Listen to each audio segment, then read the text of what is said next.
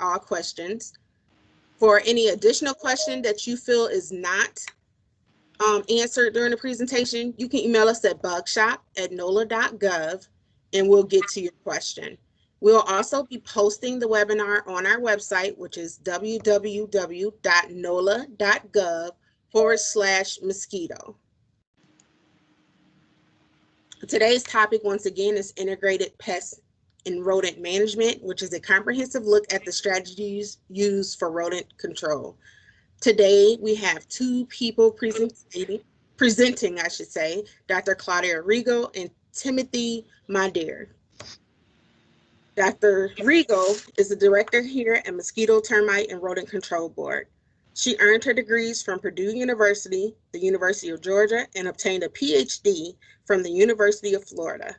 In 2004, she became Principal Research Entomologist for the City of New Orleans Mosquito, Termite, and Rodent Control Board. In 2006, she became the Assistant Director, and in 2010, she was promoted to Director of the department. At the city, she provides technical support for the City of New Orleans and the pest control industry, conducts independent research, collaborates with industry for enhancements of existing products and testing of new products, and collaborates with government organizations and universities on a variety of research projects involving rodents, mosquitoes, termites, and a variety of other urban pests. Timmy Madere began his career in the pest control industry very early in life, working with his grandfather's pest control company every summer. While in college, he drove mosquito trucks at night in his hometown of LaPlace, Louisiana. In 2003, he went on to work for Terminex as a general pest control specialist for 5 years, and in 2008, he came to work for the City of New Orleans Mosquito, Rodent, and Termite Control Board as a general pest control specialist and a research assistant, and currently is still working with us as our special projects coordinator. Timmy has worked on research studies and urban pest issues concerning everything from termites to bed bugs to coyotes and raccoons, but his primary focus is on the rodents and urban rodent control. Timmy has written articles of rodent biology and control techniques for the National Wildlife Control Operator Association and PCT magazine, as well as being a featured speaker in 2015, 16, and 2017 for PCT magazine's annual rodent control webinar. Timmy has a BA in history from the University of New Orleans. First up, we have Dr. Rigo. Thank you so much for taking the time today. So just a little bit of information about our organization. Of course, we're part of the City of New Orleans Mosquito, Termite, and Rodent Control Board. We were established many years ago in 1964 to do mosquito work. But the city also had a rodent control program that fell at the time underneath the health department. So back in the 90s, the rodent control and mosquito control were merged, but you can see that we do the rodent abatement for Orleans Parish. We have quite a bit of mosquito control work as well. We do termite work in city and government buildings, as well as a lot of education and training. So there are a lot of flyers out there, brochures about all these different topics, but we host mosquito academies. We also do a lot of the training for the pest control industry. We attend garden shows and all of that. We also started 2 years ago Bugfest, NOLA Bugfest. And now with this, we're starting our webinar series because of the restrictions with COVID-19.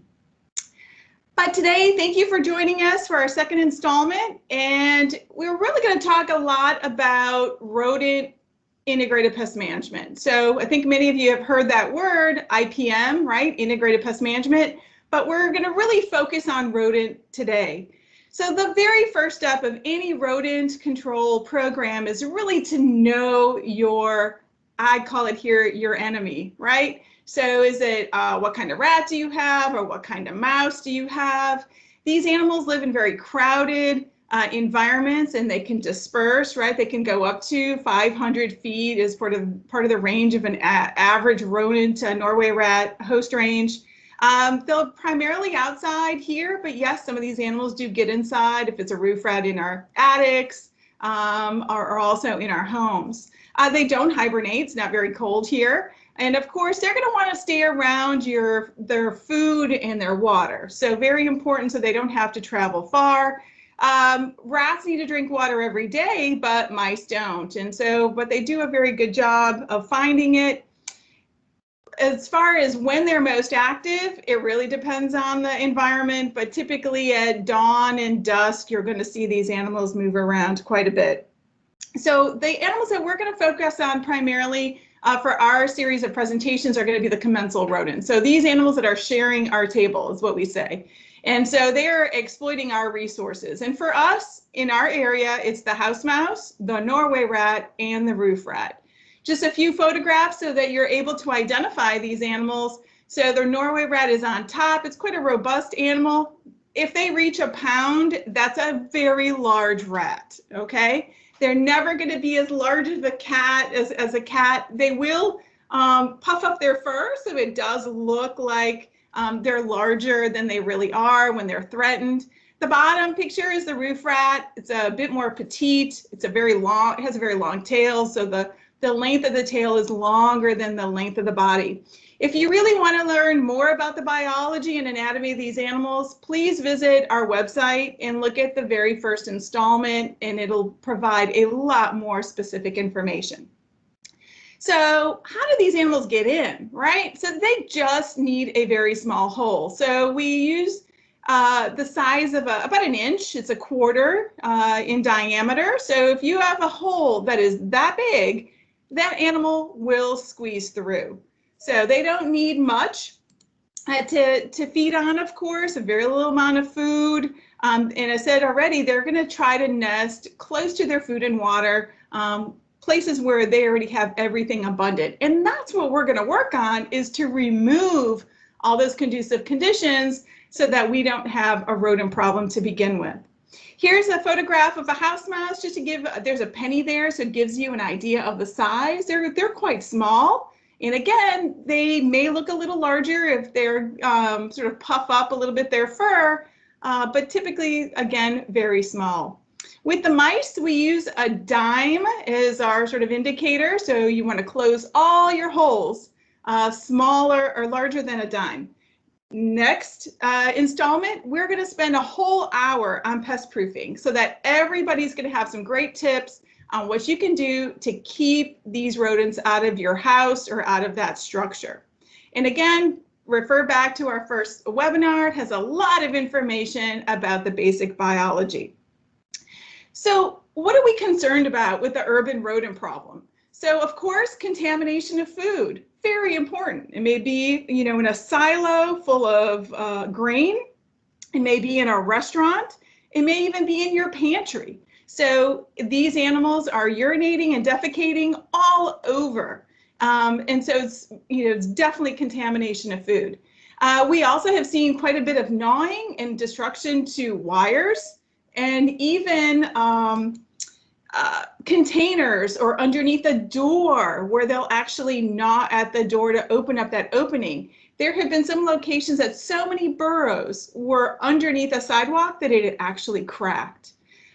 Every single animal that you come across, you should assume it is carrying a pathogen. A lot of work has been done, not only here in New Orleans, but across the country, Vancouver, Baltimore, New York City, and it keeps on going. If you look, you will find. And that's what we're really finding in these animals. The pathogens are there.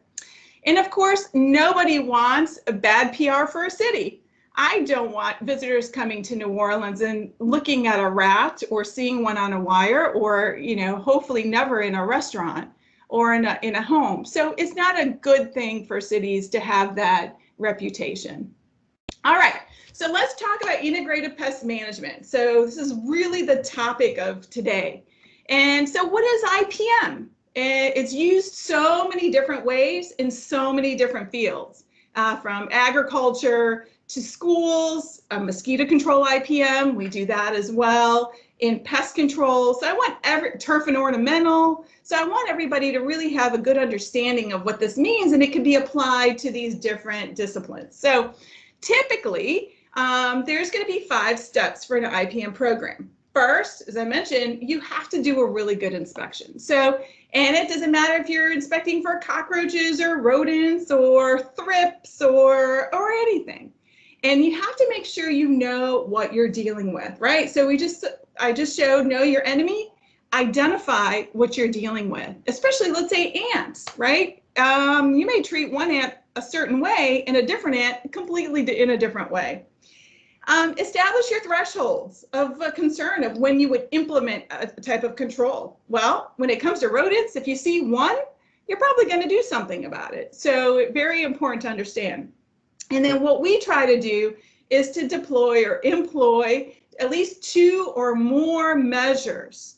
I usually use the IPM triangle. So it's got food, harborage, and water. And I want to break 2 of those sides, and it's really going to help you gain control. And part of it too is to evaluate the effectiveness of what you are doing. And so we're going to cover much of this today. And so again, you know, when we look at this, it's really a common sense type of control. It's not saying that we don't like to use pesticides or and that's not going to be in the program. No, that probably will be in the program, but that should really be your last resort. Very important. So we're really taking that holistic approach to solving those pest issues. So pest professionals that are out there, we have lots of pest professionals in our market, they're going to use some of those IPM techniques. Of course, not just only pesticides, but they may turn off your hose pipe and, you know, maybe flip over that container if you have mosquitoes or something, you know, like that. It may even be removing that food source. If you're leaving your pet food outside all the time, they're going to say, please take that out. If you want more information, you can go to pestworld.org. They have a lot of great information that's available to the public as well as the pest management industry. So again, I'm going to keep harping on this point, but let's just talk about it one more time in a bit of a different way, right? But all of this, it has to be based on science. And you have to make good decisions based on what you are seeing with your pest, what kind of thresholds you're finding, what options do you have. So it's very important to look at that information. What we really haven't mentioned so far is education, and we're going to talk a little bit about it. I'm going to break that out today, but and thank you for being on this webinar, because this is the first step, is really educating folks on the biology. What are your options? What happens with conducive conditions? So we have to put that all together so that everybody can work together. It has to be a two-way street where the consumer, the customer, is working with the person actually administering control. All right, so again, it's almost like a cycle, a circle, and we are going to keep going around and around. And you obviously have to communicate, you have to inspect and identify, we might take some action and evaluate how well our actions have actually performed, right? And if we're continuing to have issues, what changes in the strategy or new implementations that we need to do. So we're going to go and say, call it moving forward as integrated rodent management. All right, so these are some of the basic strategies, right? It's all pretty common sense type things, but we're going to focus on education, inspections and surveillance, sanitation. So that's my favorite one. When it comes to rodent control actually is sanitation. That is just hand in hand. We're going to talk a little bit about exclusion, but again, the next webinar, we're going to spend an entire hour on pest proofing because we think it is so important. So that's just primarily next week. And then really give you guys some basic information about trapping so that you're able to trap yourself if you're interested. And we want to give you some basics of rodenticides so that you're aware on how they work and what's available through the pest management industry. All right, so let's talk about public education. So this is just a photograph. A couple years ago, we started a wildlife and rodent academy. So it's 3 days, all rodents and wildlife. And so why do we do that? It's to help educate and provide information to homeowners, of course, but really to the pest control industry. So all these pest control professionals are in people's yards. They've got customers. So we're working together with them so that we can make sure we're managing our pest issues. And there is a lot of information, from brochures to handouts. There's actually in your chat box, the Centers for Disease Control actually has an excellent IPM manual. Everybody should look at it. But we also have some new brochures that we've put out, and this is really targeted to the homeowner. And so just reminding folks about your garbage cans and your pet food and the bird seed and the water, because everybody's busy. I'm busy. You know, I work all day, and then you have to take care of the kids, and then there's soccer and whatever it may be. And then all of a sudden, people aren't spending as much time outside, you forget. So I always say with this type of thing is pick a day, one day a week, and just walk 5 minutes around your yard and look for the standing water, the bird food, all that business that can be essentially a conducive condition.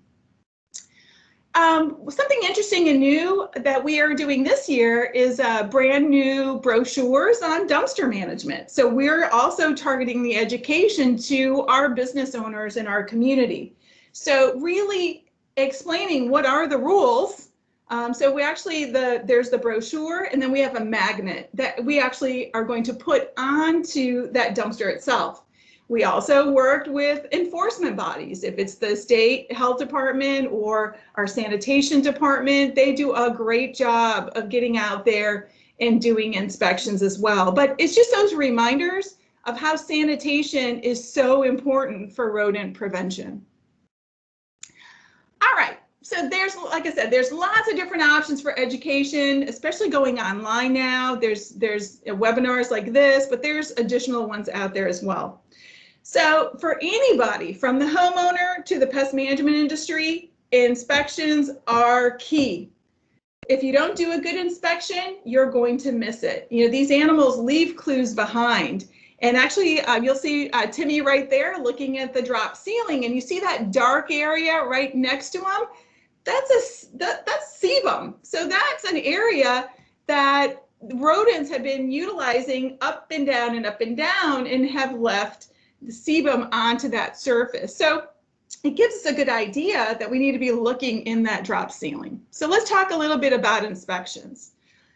Again, must do a thorough inspection, and that can be your home. You have to get in that attic or get underneath that house, or in that commercial property. Don't forget about those drop ceilings. So take the tools that you need. Typically, it's going to be a flashlight. You can see we're wearing gloves, things like that. Very important. What we do at the City of New Orleans is we also look at green space, so a lot of parks and the neutral grounds, right? Medians, very important. We look at the riverfront, public and privately owned structures. So if you're in Orleans Parish, you can call 311 and file a service request. If you see any kind of rodent issues, and we'll send an inspector out, we'll take a look at your property and see if there's anything we can do and provide some suggestions, especially on some of those conducive conditions. We also handle all of our city-owned facilities. So there are over 300 city buildings, and we do a lot of those inspections and manage the pest issues on those properties. These are just some examples of burrows right at the base of a tree, right at the edge of that concrete. You can see the burrows that are going in under. And again, we talked a little bit about conducive conditions. We're going to talk about garbage cans here in a little bit, but this is a little bit of an older photograph. These garbage cans have changed on the riverfront. Now they're all closed systems, but the rodent burrows is what you're wanting to look for in these green spaces. So not very far from their food source. This is just basic equipment that everybody should have, right? And it's very basic. It's your flashlight. And now telephones have flashlights, but you want to get something that's pretty strong, so that you can look for footprints, paw prints, and other droppings, other things that these animals are leaving behind as clues. Typically, a little pry bar of some sort, or something that you can probe into. And when it comes to rodent control, if you're not getting down on your knees, you're probably not doing the job, right? And of course, we always want to wear the appropriate PPE. These are gloves that we're showing, but if you're going to be in an attic or closed system, you definitely need to be wearing the appropriate face covering, typically an N95 respirator, so that you're not exposed to any pathogens that may be in those rodent droppings or in the rodent urine. So you need to know where to look. And so think about it as, being a detective. And so again, you've listened to module 1, you know what all of those different clues are that are left behind, and use your tools to really go in and look. And also I will say, you can have every tool in the book, that is out there, but if you're really not paying attention, and that's really using your eyes and your ears and your nose, because these animals will leave a particular odor behind, and you're really moving things along, in that space, you're probably going to miss it. The other thing that makes inspections often challenging is that every single job is different and it is unique. And it's really important that a very thorough investigation is done. So it may require that you look for the building plans or have an understanding of what these, your structure really looks like.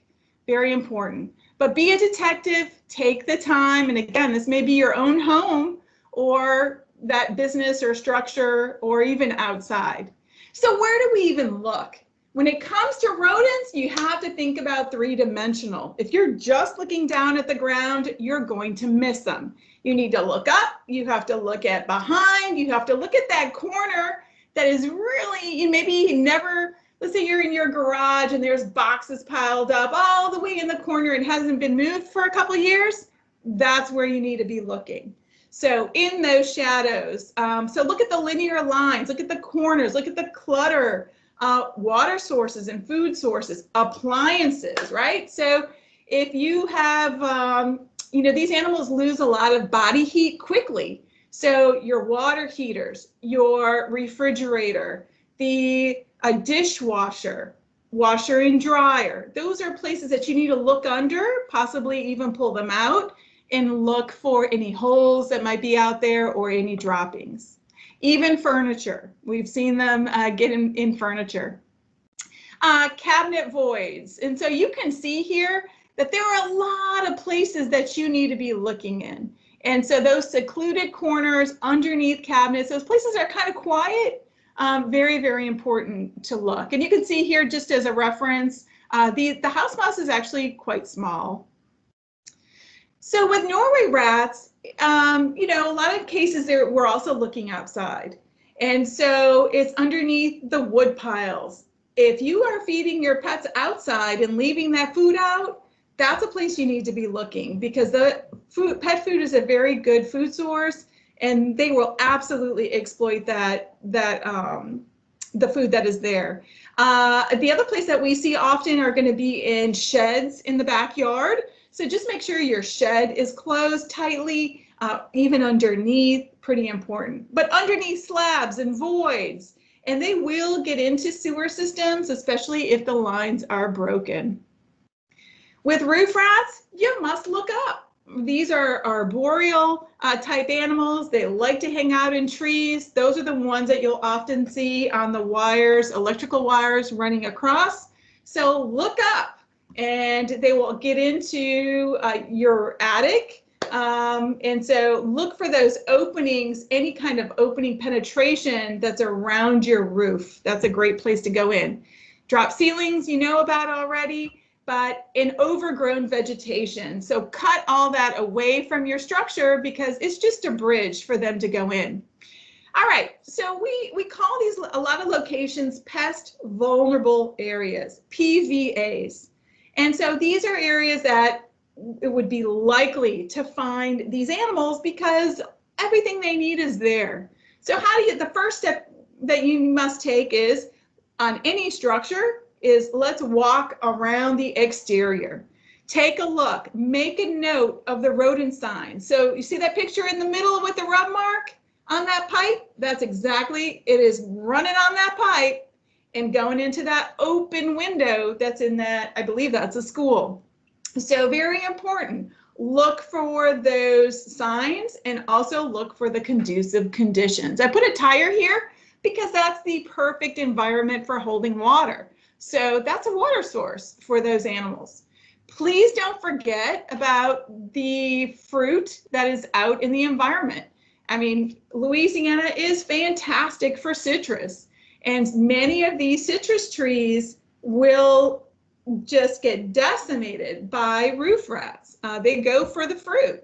Oftentimes they'll eat the rind and leave the fruit. So it just very much depends on that population of rodents.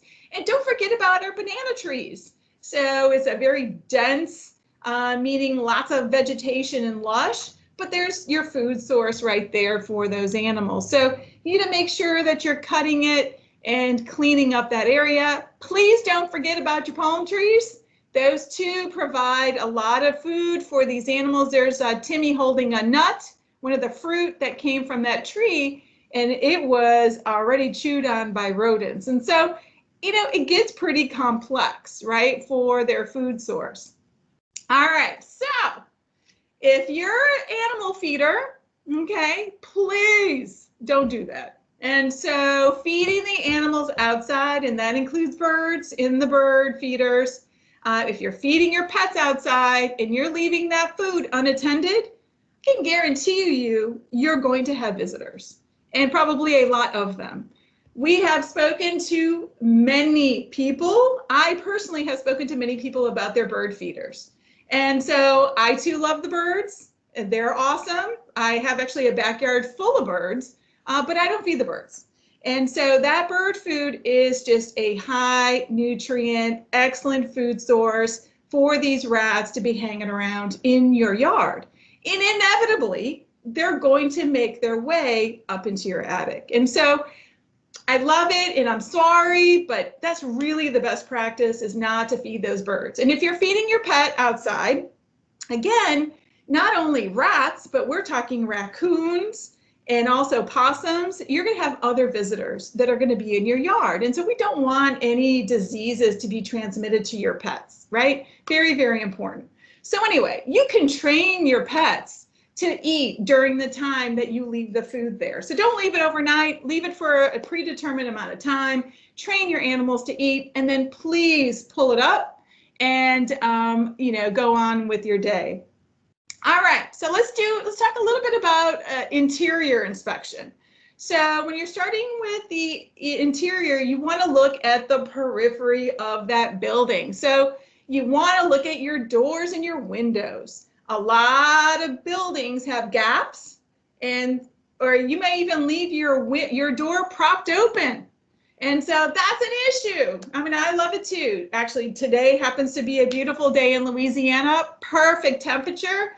I absolutely want to prop open my doors, but that's a place where, frankly, these animals will just walk on in. So get some screens on your doors, sort of prevent them from coming in.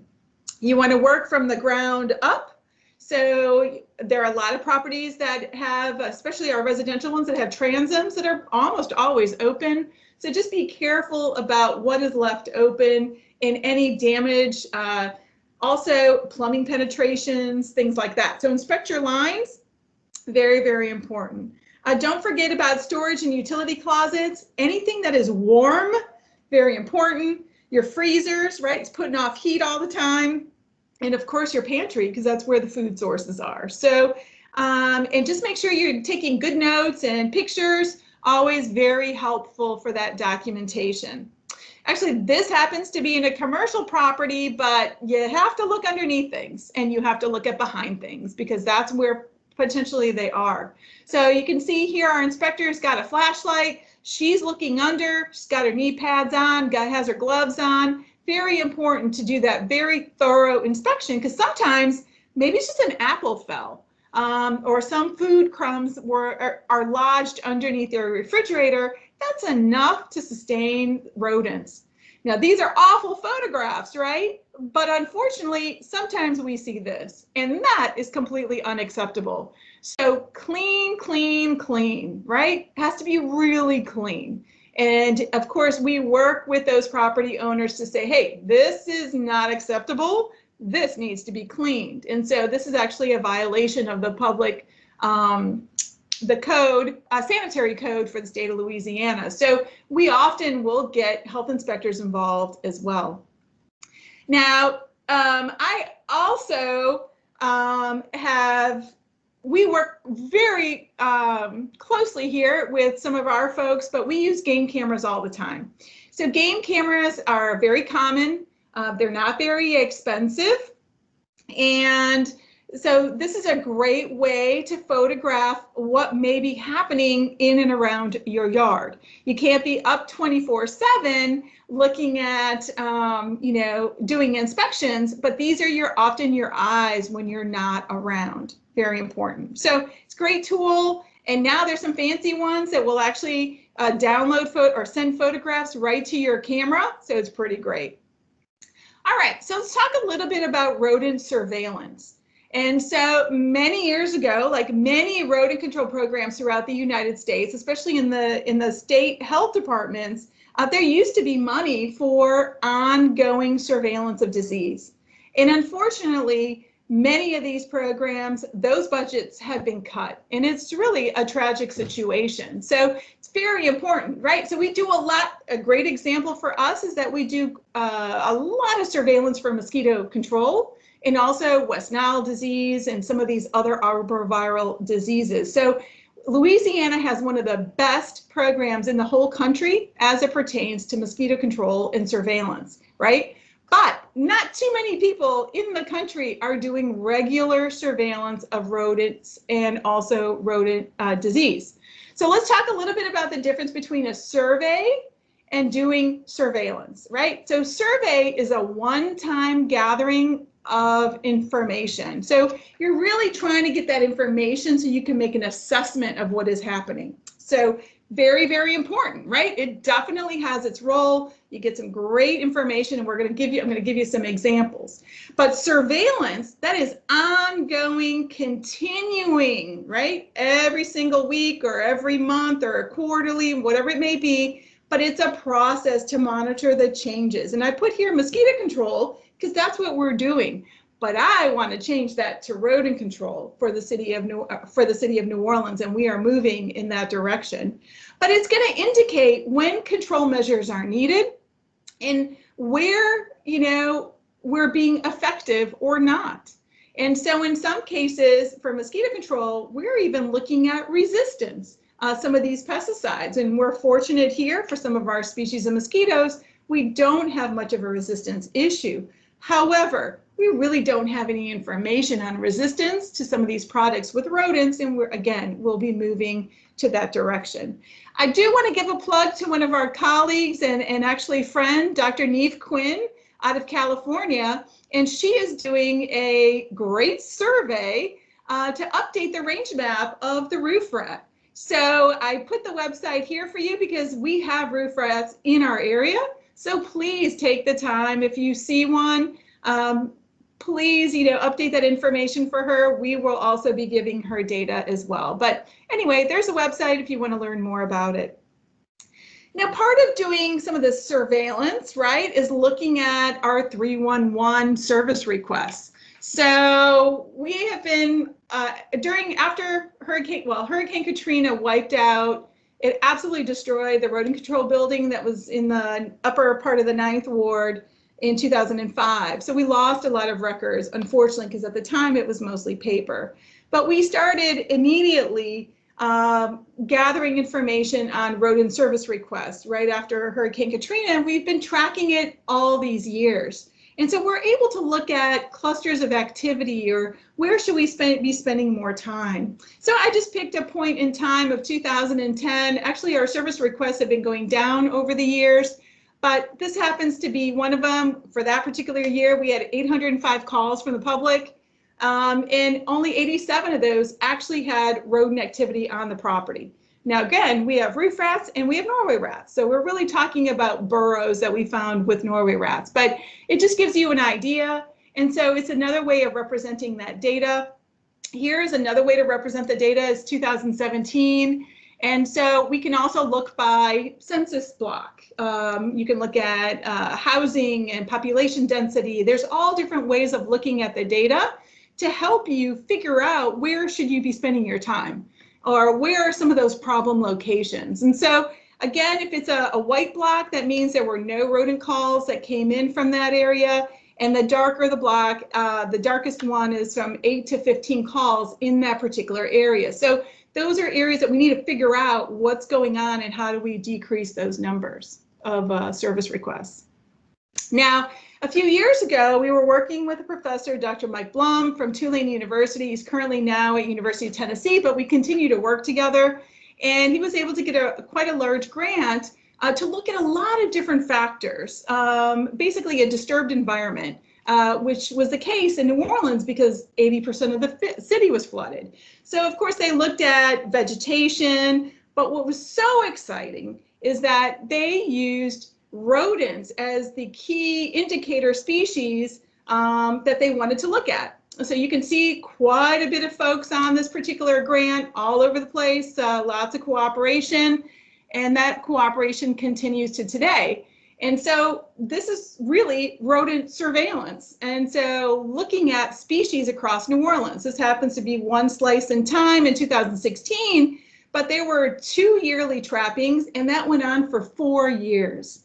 And so here's a map. In red are the Norway rats that were collected, blue roof rats, and the larger the circle, the more rats that were caught. Now, the areas that are bounded in yellow were the areas that were included in the study. So this was quite a big project. And what's really great to see here is that in some parts of the city, we actually have multiple species using the same areas. And other parts of the city, if you look at more towards like Pontchartrain, it's roof rat country. So that is the predominant species of rat that's in those particular areas. And it's often quite a challenge, to be honest.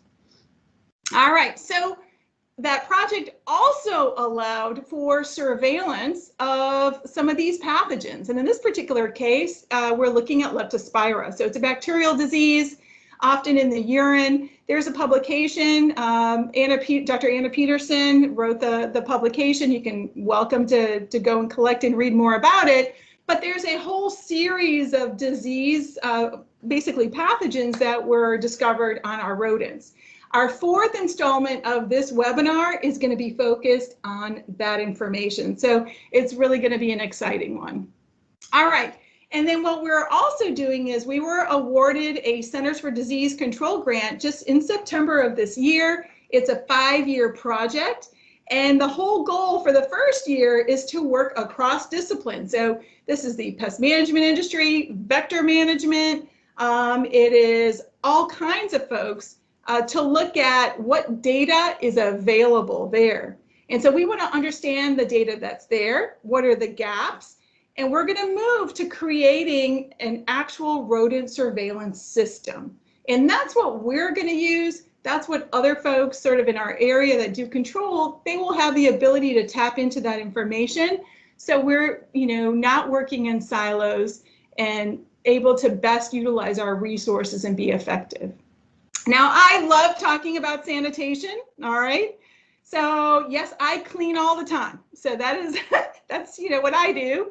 But sanitation is key to rodent control. So there, of course, is an example of a completely unacceptable dumpster, right? So that is just a calling card for these animals to come and eat. Now, we've spent a lot of time, so it's November of 2020, so a lot of work has been done since the pandemic has started. And I just absolutely love this cartoon because it talks about how clean Bourbon Street is. And in fact, it really is. A lot of effort has gone into dealing with trash and improving some of the conditions. And again, very exciting is improving the infrastructure. Almost all of Bourbon Street has been redone. That's the sidewalks underneath, so that everything is clean. So yeah, it's putting a lot of stress on those rats. And so if more stress on those rats is going to limit the populations, and it's going to help us, along with our pest management professionals, help expedite the control of the rodents that are still may be there. And again, back to the dumpsters, right? So we're working with the state health department, working with the sanitation rangers, ourselves, and we're on dumpster patrol. So if you have a dumpster that is not following the rules, we're out there and we're letting the right people know, so the correct education and enforcement, if necessary, can be done. Some examples here are the open waste cans. It's very common throughout cities. It's a much more economical avenue to go down. But over the many years, the city of New Orleans has been moving to these closed garbage can systems. And of course, what that does is it eliminates the possibility of those rats going and feeding. Because when you have an open garbage can, they will go in and feed from what's inside. So very important to think about the infrastructure of cities and what is being used, and try to work those bits of information in and those new garbage cans or whatever it may be into decisions from other agencies as well. Now, in 2007, this was really great for New Orleans, is that we went from the open, just regular garbage cans from the residences, residential cans, to closed cans. So the city actually issued the roll carts. I put this specific picture here because if you're at your house and you have a garbage can, of course, it can be a roll cart, which is what you'll have. But if the garbage is overflowing, rats still have access to it. So make sure that those cans are closed all the time. And they do a great job of eliminating, or at least reducing, the available food to those animals. And again, if you're inside of a building, make sure it's clean. And look, it's very difficult, right, to clean all the time, but it's really important to keep that trash can covered. Here's an example of a trash can that was next to a vending machine. Well, in this particular case, the mice actually pushed in a cork from the back of that vending machine, and they went in, and it was a buffet of chocolate and chips or whatever else was in that vending machine. But look, clutter counts as well. So make sure that things are off the ground. This is not a great example, but if you're not using it, donate it, eliminate it, do whatever you need to do to get rid of it so that you don't have standing clutter. And in that particular case, from the vending machine, you can actually see the gnaw marks. See the arrow pointing to the gnaw marks? And that was an active vending machine. So we really had to tell everybody, please stop. Do not, take anything from here. It needs to be cleaned. And so finally the situation was resolved. But this can be one of the consequences of sanitation, poor sanitation. And again, agencies work together at the city of New Orleans all the time. If it's the state health department, sanitation, code enforcement, parks and parkways, everybody is working together so that we can make sure that folks are, really getting the message of clean. This is not acceptable. This needs to be remediated immediately. So very, very important.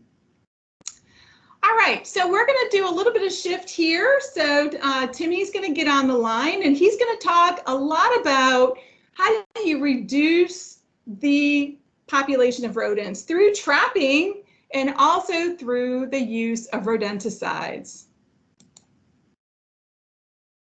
Okay, good morning, everyone. As Claudia said, we're going to talk about trapping today, so let's jump right into it. This is going to be a basic, quick guide for teaching homeowners how to trap yourself at home. Guys, it's not as hard as people would think. It takes a lot of practice, but once you learn a little tricks to it, trapping is very easy and very effective. In fact, when you combine sanitation, exclusion, and trapping, you can greatly limit your reliance on rodenticides. I am definitely in no way, shape, or form opposed to rodenticides. I couldn't imagine a world where we didn't have access to them. It'd make our jobs impossible, especially when you do it on a large scale like we do for a city.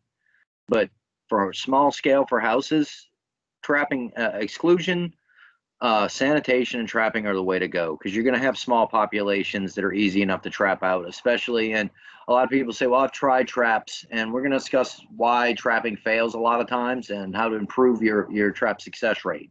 Now, in this picture here, Now, mind you, they have other types of traps beyond these two. These are just some that we pulled out of our stock and put up here so you guys get a good representation of what's on the market and what's available, especially different types. Currently, our main types of traps are going to be the old-fashioned snap traps versus the clamshell snap traps. You're going to notice we don't discuss live trapping. We're not going to discuss live trapping today, and we're not going to talk about glue boards just yet. But they are other types of trapping options too, beyond just killing traps. But we're going to start with these guys and work our way through it. And there's no such thing as a bad trap, really. It's just traps are better for some situations than others. And we'll discuss which type of trap, whether you want to use a clamshell or an old-fashioned snap, and what situations they work best for. So let's jump into it some more. Okay, bait options. This is one of the places where a lot of people mess up in trapping. They put cheese on the trap. You're not going to catch anything with cheese. Rarely, okay? You might catch one out of every 1,000. Rats and mice are actually lactose intolerant, and they don't want cheese. You can use the oil-based fake cheese stuff like Cheese Whiz or something like that, and if they go to eat it, they're not going to it because it's cheese. They're going to it because it's oil-based, and they want the oil from it. So already, just stop baiting with cheese. You're going to be much more successful at other things. These items in my basket here. I went to the grocery store and just picked up a handful of random items. I said, what can I buy for 20 bucks or less that I could bait traps with and be really successful? And you notice it's pretty versatile, my options here. And you can go way beyond this. We'll get into a list of bait options and more in depth in a moment. But, peanut butter, you see in the middle, that's the old go-to, right? And I am not adverse to peanut butter. The problem I have with it, though, is everybody uses it. So always assume that someone tried to trap that animal before you did, and they probably used peanut butter to do it. So the animal might already have an aversion to it, because these animals learn quick. So if a trap springs and it doesn't catch them, then if they get wounded by it, they're going to learn really quick to avoid that, and they're going to remember the smell of that peanut butter, and they're going to start avoiding peanut butter. So that's one of the reasons why to avoid it as a bait. Also, a lot of people nowadays have peanut allergies, and you never know the situation. So a good solution for that, use hazelnut. Hazelnut spreads like that work really well. If you notice the extracts in here too, we'll get into how to use those. And certain animals that you're trapping for, you might want to use a different bait for. Mice tend to have a more of a sweet tooth than rats. It's not that rats don't go to sweets. It's just that mice really have a thing for chocolate, we've noticed, and other sweet items. Okay, good bait options here. We love to use fruits and veggies. And this is very much dependent on seasons. Think about when you're baiting too for seasonal reasons, because when you're getting to fall and winter, these animals want to put on more weight. So they're going for more high protein foods and things like that. So we use a lot of bacon bits and tuna and things like that at that time of year. If you're looking at the hot months in summer, we use baits that contain a lot more oil. Or a lot more moisture. So if we use tuna, we use the tuna that's in oil so it holds moisture longer. But we'll use like cucumbers and addicts in August and September work really, really well, because these animals they're very thirsty, and this is something that holds moisture for a few days in a hot attic. So it's something good. But think of it too, in the middle of winter, when you're in the December, January months, try using apple or orange or a little bit of banana, even cucumber then too, because by that point, these animals are craving that.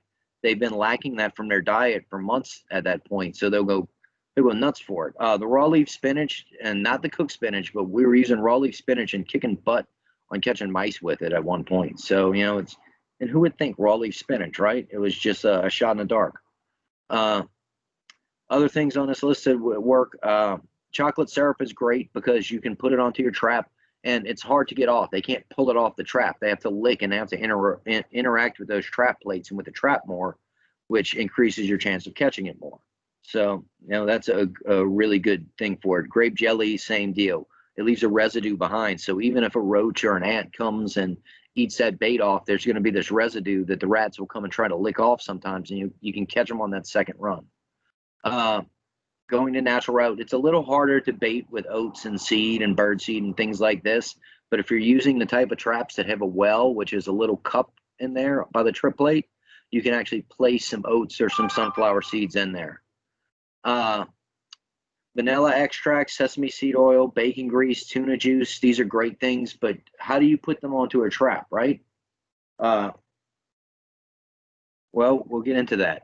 Okay, use cotton string, whether you're using kite string or you're using cotton yarn or something like that. And why am I saying cotton? It tends to absorb stuff better. So you take the string, and one of the cool things about the string trick is it's not only working to catch animals with whatever you're putting on the string, it's also working for these females, because before the females give birth, they go into this frenzy where they're looking for nesting materials. So cotton balls and string like that, they really will go for fast. But like I said, we're going to go a step further with it. I'll cut my strings to about 4 to 6 inches in length, and then dip them into beef broth or that tuna juice, or run them through some grape jelly or something. And then I put them in Ziploc bags to keep them from getting too messy. And when I go to jobs, it makes it easier, because then I can just tie the string off quick to it and to my traps, and keep moving. Or I can do it in advance before I even get to the job sometimes. So just a thought. You can also keep it in glass jars or whatever if you don't like Ziplocs. But adding the string makes it much quicker and makes you much more effective. And it also cuts down on having ants and roaches come and eat your bait. Tying the string or applying it, like I said, you see on one side, on the left-hand side here, this trap, I wouldn't tie like that, because if the rodent approaches from behind on the back side of the trap, he'll grab the string easily and he'll set the trap off, and you stand no chance of catching him. With the clamshell trap there with the well in it, you can just tuck the string up into that well, and that's really good placement. You don't have to secure it at all. You're just relying on the fact that the animal is going to come.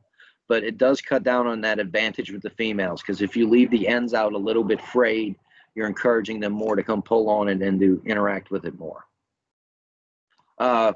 Wooden traps, it works very well too, but if you look at the one on the left, that trip plate's very big already. So if you're going to secure on those big trip plates like that, tie to the center of the trap, to the trip plate. Don't tie around the entire thing like this, because yes, that's putting out a lot of material, and that's going to encourage the animals a lot more. But like I said, they're going to approach to the very edge of that trip plate and pull, and that gives them a really good chance of being able to dodge it before that bar comes down and hits them. On the right-hand side, though, I love the smaller ones. You can still get the Victors with the little smaller trip plates like that, or the little smaller trip gauges. And you see how it's just a little bit of string with frayed edges? That's just about perfect. You can go and put just one little drop of extract or one little drop of tuna juice on there to help encourage them. I think we talked about seeding in one of our other earlier in the last one. We definitely discussed pheromones in the first one. If you have access to a pet mouse or a rat, you could take these strings and run them through the cage, or leave the ball of twine or string in the cage with the rat or mouse for a few days, and then use that to tie up your traps. Then you could be using pheromones to encourage these animals to the traps.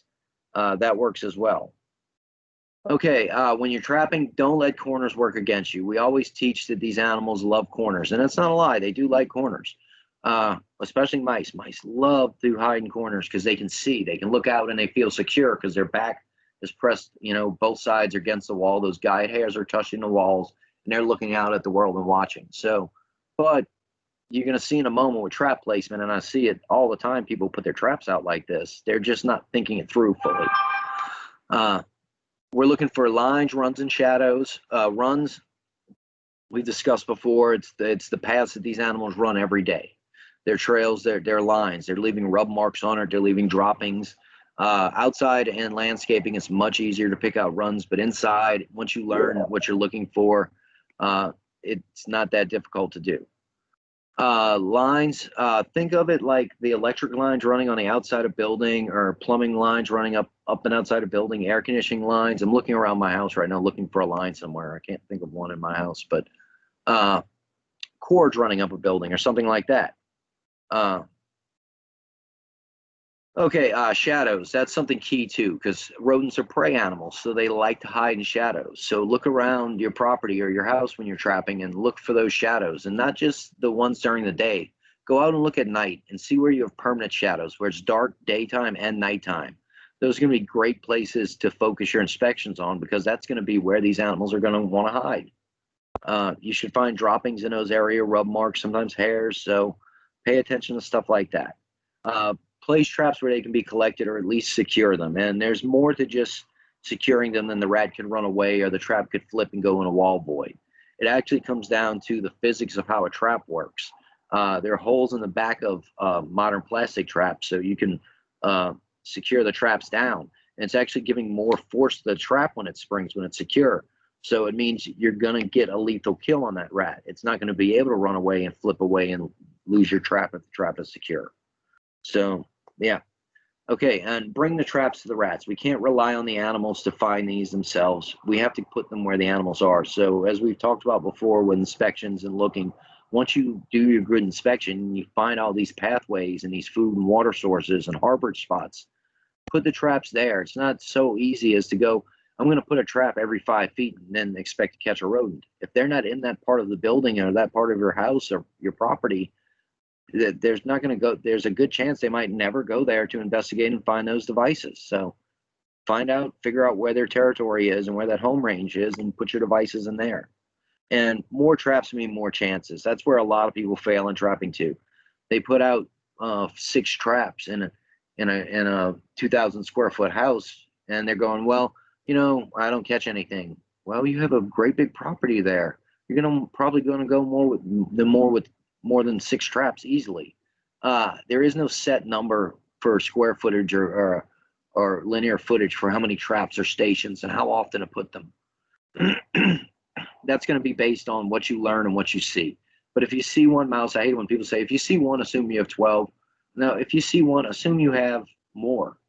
That amount could vary greatly from a handful to large numbers. But if you see one rodent, assume you have more rodents. And so put out more traps. See, this is how the corners work against you. Placing a trap like this, the rodent can approach from 2 ways. Unless you're really positive and using your cameras and really been doing your surveillance and know that they're only going to come from one direction every time, which is really weird, this is going to work against you, because sometimes the animals will come from the back end and then you won't catch the animal. So also a lot of times when they get to these corners, they know the corner's there. So they're slowing down because they want to sit in that corner and scope out what's going on. So if you were counting on this animal coming full speed like they normally do in their runs, that's not going to happen as much with corners. That's one of those times where they slow down tremendously.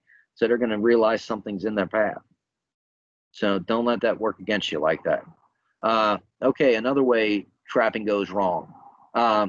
This looks good, but it's not. They have both, in this situation, the back end of the trapper to the wall. You always want to put the end of the trap that's going to catch the animal in a trip plate facing the wall. This cuts back on reaction time from the rodent, so he can't turn his head because there's a wall blocking him. So he'll be forced to go forward still and look forward, or get a glancing blow enough to kill him good, or to get a lethal hit on him. See, this would be almost ideal, but it's still not quite perfect, because you look at it and yes, we have both of our traps now facing the correct way to get kill shots. We have both of them in the wall facing so that we're cutting down on the animal's reaction time. But what's going to happen? It's quite likely when the animal hits one of these traps, the force of this trap, if it's not secure, if these traps are secure, this is perfect.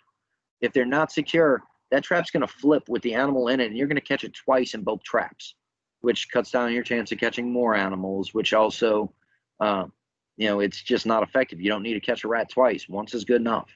So a way to get around this, if you're not securing your traps, just pull them out a few inches more. If each trap was pulled 6 inches more away from each other, that would give enough room so that when the animal's caught, even if he did a flip or a tumble set in a trap, you would probably have enough room so you wouldn't, or you definitely cut down on that chance of catching the animal twice. So like I said, don't let these corners work against us when we're trapping. This is a quick and easy trapping trick, actually. We're going to talk a lot about pre-baiting in a second, I guess. But this is the quick and easy pre-bait trick here. This is not the real way you want to do it. This is if you're in a hurry, and it doesn't always work, but it works sometimes. You take the 2 traps on the left and the right here, the 2 wooden traps, you would bait these traps and set them not to snap. You don't want to set them hot. You want to teach this animal. I should have let in with that and what pre-baiting is, but we'll get to that in a second. But set these traps right here with bait in them. So when the animals come up to them, they go, "Oh wow, free food." You're trying to make it so that the last thing they expect is that middle trap there to be set hot. You're going to have it baited too. So no matter which direction they're coming from, they're finding a free little meal. It's decreasing that trap shyness and that neophobia and getting them more used to the option of going to the middle to eat. This is also really cool because with mice, when you do this trick, a lot of times when something new is in a mouse's way before he investigates, he'll just jump it out of instinct. And I've seen mice come up to these and go up to either the left or right trap. And even though it's full of food, they didn't care. They thought they could clear it jumping, and they jumped directly into the middle trap. So, yeah, sometimes it works out in your advantage in a way you never expected. Another key thing for trap placement, we're talking about lines. Here's a good example. While this isn't exactly what we're talking about with lines, this works well. You can zip tie traps to pipes, guys. Everybody has like an electric line outside their house or something like that, or like I said, an AC line. We can zip tie these traps to them easily, set them to snap. And if you know that these animals are going up and down, if there's sebum marks or urine marks, or if it's an AC line, a lot of times roof rats, they leave these claw marks from where they're climbing up and down. It almost looks like something tore away at it, which that's exactly what's happening. Their claws are tearing away from all the trips up and down that pipe. Zip tie these traps to it, and a lot of times you'll catch the animal, especially on the up and down pipes, you'll catch these guys on momentum alone because it's really hard on their way down for them to stop when a new item's in their way, and they'll get caught quick and easy like that. But on these as well, it's easy to catch these guys sometimes even without bait because they're so used to running these pipes that they're not going to think that something's going to be new and in their way. I love that placement. That's a great one. See, this is great too because when the animal's running, he doesn't really see anything in his way. He's running and going straight forward. The snap trap leaves an open view. And when you get to this one, to the clamshell style trap, when he gets to it, he's just going to see dark in front of him. So that's going to confuse him because he wants to see open air in front of him. He doesn't, seeing black in front of him is really going to confuse him. So he's probably going to go up and over that trap. And if he's running the other way, all you did was give him a ramp so he can run and jump and go whee onto the pipe and keep going. So like I said, clamshell traps are great against a wall like we were showing earlier with the other traps because that clamshell trap cuts down on the fact that the animals can't approach from behind at all. If you're trapping walls, go with the clamshell trap design because like I said, that cuts down on any of that behind approach. If you're trapping on a line or a pipe, you're going to want an open-ended trap so the animals can see through. It will definitely increase your trap success rate using those tips. Okay, trap placement. For a long time, we did teach that they should be against the walls and in corners. And now the more we're looking at it, actually, how the animals are interacting with our traps in the actual wild and in the field, we were wrong in a lot of these cases. And this is one of my sites where I was working. Now this has been years ago, but this was when we first started working with game cameras. So if you look close, you can see I've got, I want to say 5 or 6 cameras out in this picture alone.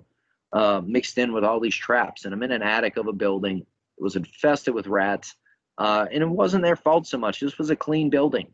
They didn't realize the building had a gap in the foundation where there was an actual hole in the ground 2 floors down where the rats were burrowing and coming up straight through the hole in the wall, and the rats would travel up to the 2nd floor and climb up between the brick walls of these 2 buildings in this little tiny gap that had occurred over the years in it, and they were getting all the access from the 2nd floor, and from there they were going down into the actual shop. But if you look in here, you can see my traps are pretty varied in their placement. And it was because of the fact I was able to watch these rats every night and see where they were running and where they were going. I didn't have rhyme or reason to why they took those paths, but they took some really weird paths that didn't involve corners or lines or walls or anything like that. They had pretty much free reign of this attic. The arrow's pointing to one of the holes I was talking about that dropped down 2 floors. Eventually, I had to funnel concrete down this gap to seal that hole. That was the only way to stop this rat problem permanently. It took exclusion, and then I had to trap out all the animals that were left. And over 6 months, I pulled over 139 animals out of it. I was looking at my notes yesterday going, wow, I really did. This was a heck of a job. But and earlier we were before this all started, Claudia and I were discussing whether or not to include the death shots in here because the first rat I caught came out of this hole directly into that trap. It wasn't the bait that caught him, actually. It was the placement of the trap and knowing that he had no option but to jump there. Now, mind you, I caught a lot with bait in this attic, but not using that way. Here's the method. We talked about corners, but if you look, you can see these traps are in corners, but that gap in that attic and that sill right there, that was almost a 9-inch sill. So the rats were having to lean over to feed out of the traps. They hadn't figured out they could just jump onto the ceiling and walk. They were walking and hanging over. So a lot of the rats, I call it, they would fall over into the trap based on their own weight. They were leaning over and trying not to set the trap off and eating. That was the other problem. In this attic, it was full of trap-shy rodents. These guys had been, many people had come before me to attempt to trap these guys out. So these animals had learned to be afraid of traps. Do we even discuss pre-baiting in this one? Let's see. We'll keep going and see if it happens. Okay, the one that got away, guys. This is something we see all the time, too, that people overlook because, as Claudia had mentioned, we're being detectives. We're looking for that fine little detail that these animals left behind because they're little animals. When you find that blood spot, either on your trap or in an area of the trap, start looking. Usually within 6 to 10 feet of you, you're going to find a dead rodent. It's a very good sign that you were able to get a lethal shot. So when you find blood spots on your traps, start looking for the animals.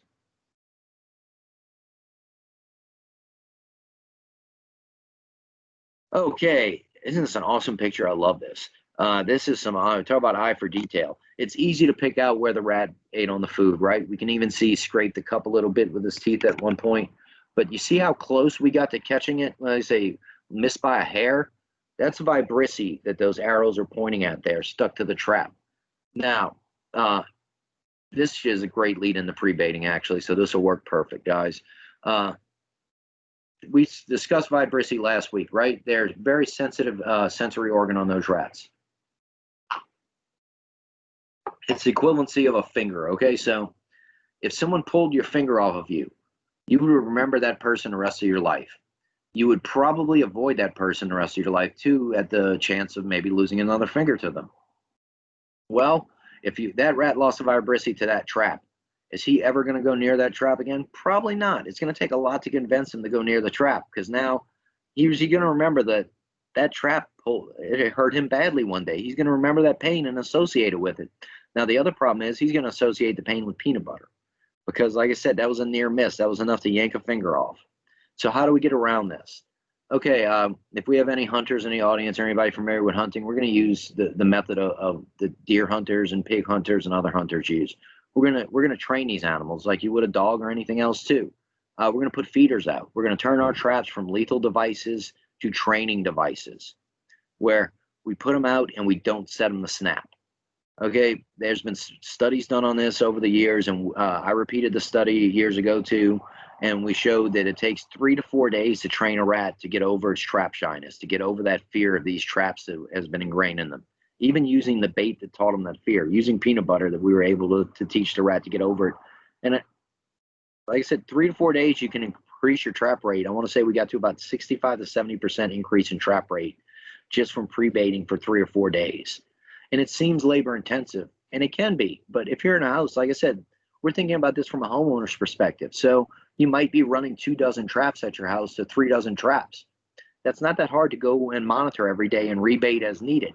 But you're going to notice, wait till you see 75 to 85% of those traps cleaned out. When you get to that level, then set the traps to snap. And instead of catching 1 or 2 mice or rats every day, you're going to catch substantially more. You're going to catch, larger amounts. I can't give you an exact number, but believe me, your success will go up greatly.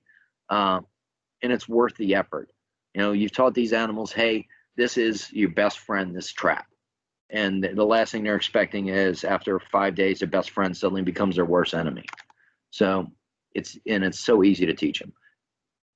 Okay, if you're trapping outdoors and you're trapping near burrows, this is a mistake.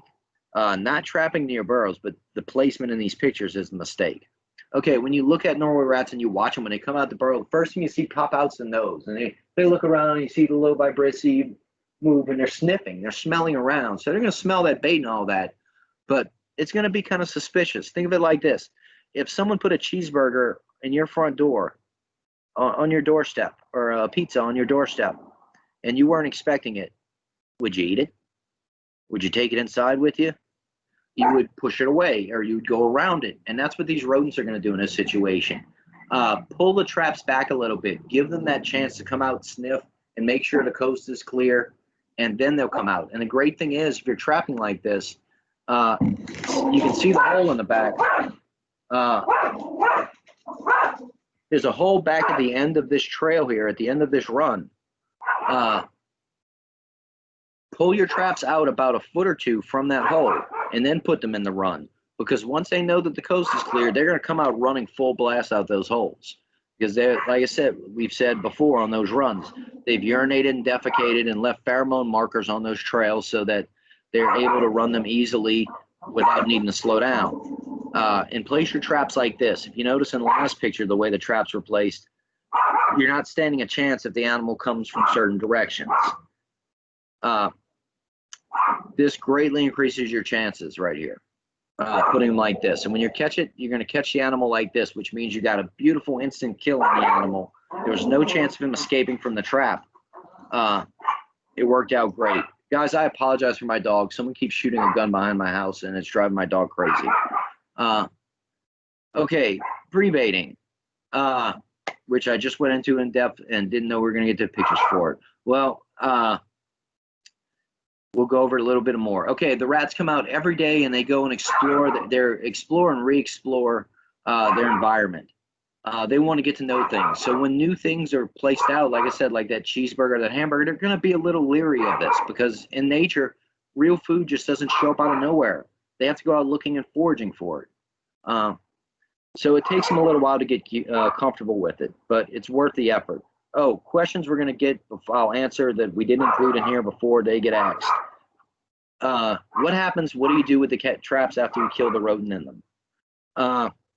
Guys, rats, they don't understand like we do that they're going to die one day. They have no concept of death. So, and while we talked about how great of families they have and how great they are to each other and their siblings, sometimes once they're dead, they see this as a food opportunity. They don't see it as mom, dad, brother, sister. They see it as, ooh, free buffet. And this clicks as instant as the next one next to them getting killed in a trap. Because a lot of times we'll see this where, you know, siblings feeding on each other. No more than 30 seconds ago, they were playing. So don't think of the trap as the death trap as something that's going to deter rats, actually. And also that animal urinated and defecated when it killed, so he left a pheromone mark near the trap. And it happened, people say, well, is it a distress marker? It happened so quick. No, it's not going to be like that. It's just going to be a mark. But you will notice a greater success rate in your dirty traps. Trap shyness we've discussed too, and that's something that occurs from these animals encountering the trap and not getting killed, or it occurs naturally. Just from neophobia, from where the fact that they're leery of anything new that's placed into their environment. When pre-baiting, tips for it, a lot goes a long way when you're starting. We put a ton of bait on our traps when we're pre-baiting.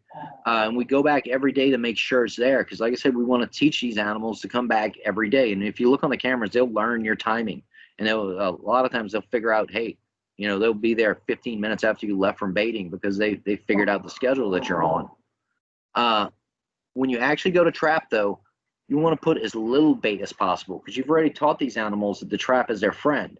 They already know there's going to be food there. But if you only put a little bit in the middle of the catch the catch plate or the trap plate, that encourages them and is going to increase them having to interact with the trap. And like I said, always remove your dead rodents quickly from the traps because you don't need another food source, and that's what it's going to provide. Here's a good example of what I'm talking about. Pre-baiting, fill that cup up. When you're actually active baiting, fill it halfway so the animal actually has to lean in to feed out of it. Okay, now we're going to move on to rodenticides, guys. Now, when it comes to homeowning, honestly, with sanitation, exclusion, and trapping, the use of rodenticide should be really at a minimal. I am not anti-rodenticide in any way, shape, or form, guys. I couldn't imagine a world where I was expected to do my job without rodenticides because I wouldn't be very successful at it. I am anti the misuse of rodenticides, though, big time. There's no point in putting at risk our family, our children, our friends, our environment, our non-target animals, just by using rodenticides improperly and incorrectly. So let's jump into this. Okay, guys, there are a few classes of rodenticides available on the market currently, and some of these are available to homeowners, some of these aren't. But basically, we have anticoagulants, first and second generation. Then there's a non-anticoagulants, which some of them are nerve toxins, some cause vitamin deficiencies, others are consumed and cause stomach issues, and some are gases that are actually suffocate the animals. Now, the EPA is in charge of doing all the mitigation for this and making all the rules and regs when it comes to uses of rodenticides. So when you purchase a rodenticide at the store, you're going to see this label on it with all these instructions. Well, guess what? That label, it doesn't just apply to me and pest control guys. That applies to anyone who purchases and uses that chemical. So that means you, as the homeowner, if you purchase a rodenticide, you're entering into a legal contract with that. Those are rules and regs that apply directly to you, which means you can't break them. You shouldn't break them. They're there for a reason, to keep us safe, but also because these products are tested in certain ways and shapes and certain methodologies where, that's why the rules and the instructions are on there, to tell you how to best use that product properly. And this is all very important, okay? This is key when using these rodenticides, that you always read the label, because that label is the law. It's going to tell you everything you need to know about how do you know if you're putting out enough bait? How do you know when to remove the bait? All that's going to be on the label. So we can't just go in there and going, well, it's just rodenticides, I can just throw them under my house and be done with it. No, that's not how we're doing this. We're going to obey those rules and do it all right, because they're there not just to protect us, but also to protect everything else. Okay, tamper-resistant bait stations, guys, and yes, I'm aware that decon is still available on the market, but we're not here to debate decon and the uses of it and whether or not it should still be available on the market. But always, always, always read that label first.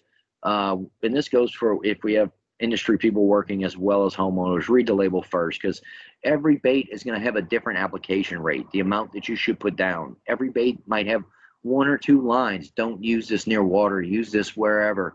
Can't be used outdoors. Must be used indoors. It's going to have all kinds of specifics on it that you're going to need. Always maintain a supply of fresh bait. Some of these tips are for pest control operators, so we won't go into them so much. Placement is key, just like with traps, with stations as well. Also monitoring them, okay? You can't go with a 3-month monitoring plan for bait stations. It has to be at least monthly or more often, because you have to make sure there's bait in the stations. And only put them where you need them. Don't put them every 10 or 15 feet, because that's unnecessary. Only in areas where you have activity. Incorrect station placement, it leads to other issues as well. You can get ants, roaches, snails and slugs. Also, all these animals eat bait, and it has no effect on them whatsoever. It doesn't kill them. They can be happy and healthy and reproduce with no problems. Stations need to be anchored or secured. Anchored to the ground means they drill a hole in and put an anchor in that station. It's not permanently there, but it's there for a long time. Secured means the kind of stations with the bricks on them. They have to be 5 pounds or better. The bricks that are attached to the bottom, they are removable. If you're indoors, you don't need to anchor or secure them, but any outdoor station must be anchored or secured. Now, these placements, for those of you who don't know, the holes for the entry point are actually on the right hand. We're looking at the picture on the left. The holes are on the right hand of that station. So if you were going to place it, you want to place it along the wall, right?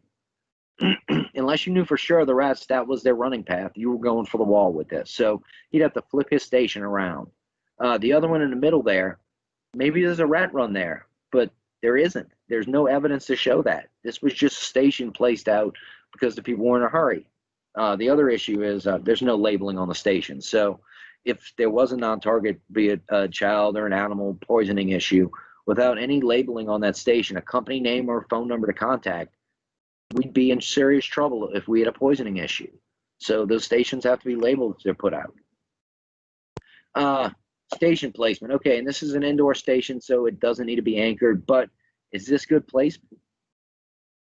This is a yes and no. This is some of the greatest horrible placement you'll ever see, actually. And I'll own my own mistake. I put this station out. The rats were running the pipe. I put it up there and it wedged. I didn't even have to secure it with anything. It was like a perfect spot for the station. The rats ran right in and started eating bait the first day. What's the problem? How did I fail? Guess what rained out of that station while the rats were in there eating? Yep, rat droppings and bits of bait rained down into that candy. And while the candy was secure in bags, it still had to be in the best interest of public health. It was all destroyed and removed. So, yes, even I make mistakes. If I'd have moved all that candy out the way, would the station placement be good? Yeah, it would be great. It's high enough so children can't get to it, so pets can't get to it. You could put a garbage can underneath to catch anything that fell or any debris that fell underneath from the rats feeding in it. So, it's just going the extra mile and looking at the big picture and not saying good enough. Sometimes we have to look closer at our own work. Station strategy, we'll skip this one real quick. Oh, no, we're going to point out one little thing in this one real quick, and because this is really a pest control operator slide. If you guys can make it out, all these little white specks on the station, I'm not sure if you can see that the shininess on that red rodenticide right there. That's snails, what it looks like when snails have been feeding on rodenticide, actually. So just a little extra bonus for you guys. More station strategy, more for pest control guys, but I will comment on this. There are some really neat things on the market. They're non-toxic rodenticides, and they have markers in them. They have these things that cause the droppings in a urine to glow when you shine a UV light on them. They shine out very well. So if you're looking to track these animals back to what their food sources and water sources or where they're living at, this is ideal for that. And it's also really good because we'll use it to prime stations. We'll get mice and rats feeding on this non-toxic bait, which seems to be a lot more palatable to them, and then swap it out for the toxic baits. And it works out really well for us. Okay, I mentioned earlier, those holes on that station, the entry point should be against the walls. Otherwise, the rat's he's not gonna go looking for it. And they'll smell the bait inside and go to it.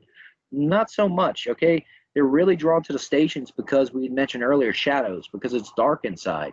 And they want to go see what's in this little dark spot. Can I hide in there? Can I sleep? And then they find the food and go, oh, bonus. And at the bottom, we have this cool thing. This is a monitoring device with a glue board inside of it. Like I said, we'll talk more about glue boards in a future presentation. But if you're going to use glue boards anywhere, I would always use them in devices like this, be it a Tin Cat or one. This is a Trapper or whatever. Not to name products, sorry, but certain devices that secure the glue board basically in there. So if anybody here has ever used a glue board and had to get stuck to a floor, or God help you, get stuck to a person, you know how miserable it is to remove these glue boards from anything.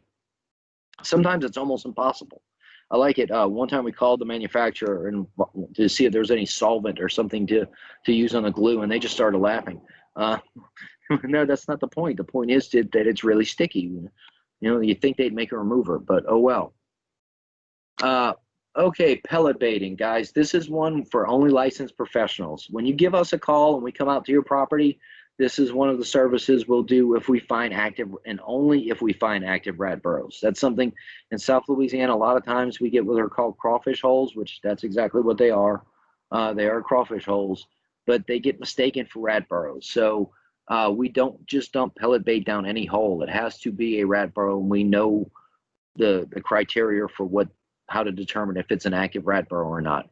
But this is done using tubing, where we put the tubing in there, and there's an art to burrow baiting, because you have to be very careful and very well practiced at it, because you're trying not to collapse a hole that has. It's not like rats have discovered structural support beams or how to build buttresses. So there's nothing in there holding that hole together. And we have very sandy alluvial soil, so it's very easy to cause a collapse. You have to be very careful. Be careful not to overbait, and be careful if you collapse the burrows, because these guys do housekeeping every day, Norway rats. So they're going to come and they're going to kick all that poison out, like you see in the bottom picture, all over the place on the ground. So now birds can get it, children get it. It's a pretty purple color. It looks like candy. So this could be a real bad issue. The other thing with the overbaiting, like I said, it's like shoving someone's front door full of cheeseburgers and expecting them to eat their way through the cheeseburgers. They're not going to do it. No one's going to do that. They're just going to push them out of the way.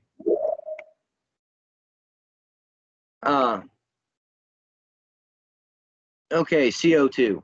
The advantages of CO2, everything has its advantages and disadvantages. One of the cool advantages, fast, or some of the cool advantages: fast, no residual. Traditional pesticides aren't being used, so it's more of a green chemical, if you would, because CO2 is literally, we exhale it every time we breathe. So it's kind of necessary for life. And it's very versatile. Oh, also it's cool because it kills the insects. If you're having to deal with Bartonella and leptospirosis, these are rodent-borne diseases that are also transmitted by a flea. You're going to want to kill all those insects, especially if you're doing a large kill-off of animals, because as soon as the bodies start getting cold, the fleas and mites and ticks start getting off of them. So the CO2 is great for helping limit that. Oh, and here's some pictures of our guys. Oh, you have to, currently there's only one distributor for CO2, or one company that holds the label for CO2. It's Bell Labs. You have to get a label from them, and this is for professionals only. This is not a homeowner thing. Guys, like I said, everyone is responsible and everyone is expected to follow these rules. If you go and buy dry ice on your own and try and do this on your own property, you are breaking the law. In fact, you are breaking the federal law. So I would not recommend it. And don't be surprised if someone calls in on you when they see your ground smoking and a state inspector shows up and writes you a ticket. Because like I said, these are things for us only. And while we were bragging about how safe and green it is, it involves some training and involves being very careful. That stuff is so cold it actually causes burns on you. You have to wear special gloves to handle it. Like I said, this is as easy as it sounds. There is a lot of technical to it. And that's us applying it, putting it in, wearing those -60 gloves. And guys, it takes, okay, it's supposed to be, whoops, it's supposed to be 2 pounds per burrow. It says 2 pounds per burrow, but it's not easy to fit 2 pounds per burrow always. So that doesn't mean that you have to use 2 pounds per burrow. That means the max you can use. If less is required to do that burrow system or that burrow, that's okay. Just you can't go over that. Okay, cool thing too, look, if you look right here in the center of the picture, that little brown cluster there, guys, that's American cockroaches fleeing the burrow system, because the rats also share their burrow system with a lot of little bug pests. So as we said, it's also really cool because it's killing our insect pests as well. Okay, and we'll go to Claudia for a summary. We covered a lot of things today, right? From conducive conditions and a lot of these different integrated rodent management strategies. And so, look, in order to have a long-term sustainable control, you really need to look at the variety of things that you can do to help manage. It's more than just that one thing. So it's very, very important. So I really encourage all the residents and people who have got commercial accounts to take do that walk around, see what might be contributing to the issues of that property. It's very difficult to do everything at one time. So pick the low-hanging fruit, right? And just work towards fixing the problems. And so it will help. These animals explore and re-explore their surroundings all the time. So, and in some cases, they will move quite a long distance. And so the rats may not even be in your yard nesting. They may be coming from somewhere else. So do everything that you possibly can do to make an unfavorable environment there. Timmy talked a lot about pre-baiting. That's something that we do all the time. And we really are encouraging our homeowners to do the same. And so they can be wary of these new foods and new objects. So snap trapping, if you don't want to do it yourself, call a pest control professional. They'll do it. But, I think we've provided some of the tools that you can actually do yourself. And so get that tool, which is the snap trap, get them used to it as the feeding center, and then you're able to deploy those and be successful. And bring the trap to the rat or to the mouse. We really need that. Sanitation, regardless of all these strategies, that is the main and most important thing when it pertains to rodent control. So, and the sanitation part really has to do with removal of the food source. If you remove the food source, these animals become stressed, they start fighting amongst each other, and that's going to help as well with the decline. So anyway, look, thank you everybody. I think I was trying to answer some of these questions in the chat box as we were going. Richard, So we talked the weed poles. We're going to talk a lot about pest proofing next week. We don't really find that mice are entering weed poles a whole lot, but you can have other pest issues from weed poles as well. So what you can do is add some screen, cut a piece of screen lengthwise, like a rectangle. You can curl it up and shove it into your weed poles. So I think that would be good. All right, another one is compost piles, right? So that is just an available food source for these rats and mice. So we're not against compost piles, but when you do a compost pile, you have to do it correctly.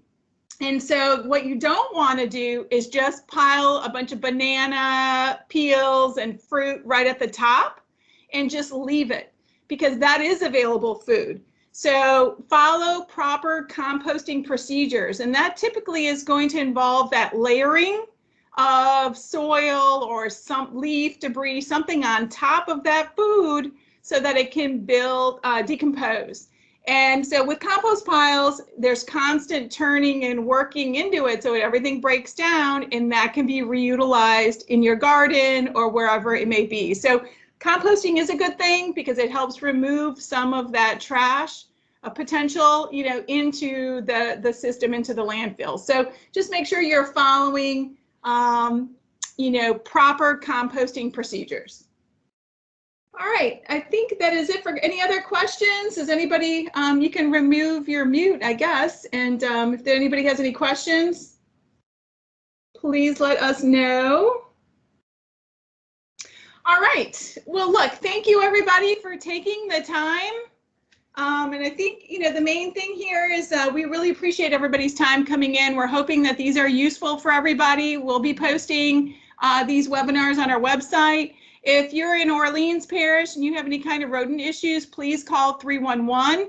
We typically do not go inside the home. That really is for the professional market. But of course, if you have any issues that you want to discuss, or we can always provide information, but we do inspect yards and provide information that you may need. And please email any comments to bugshop@nola.gov. Any of the traps, any of the stations, rodenticides, this is strictly for educational purposes only. We're not endorsing one product or the other. And of course, this presentation, once it's posted, is strictly for educational purpose only. And again, the next one, we're going to skip a couple of weeks because of the holidays, but December 5th, we're going to be talking all about pest proofing. A lot of these are going to be, products that you can buy over the counter, and there's also going to be some professional products, but it's all about closing your structure and keeping these animals out.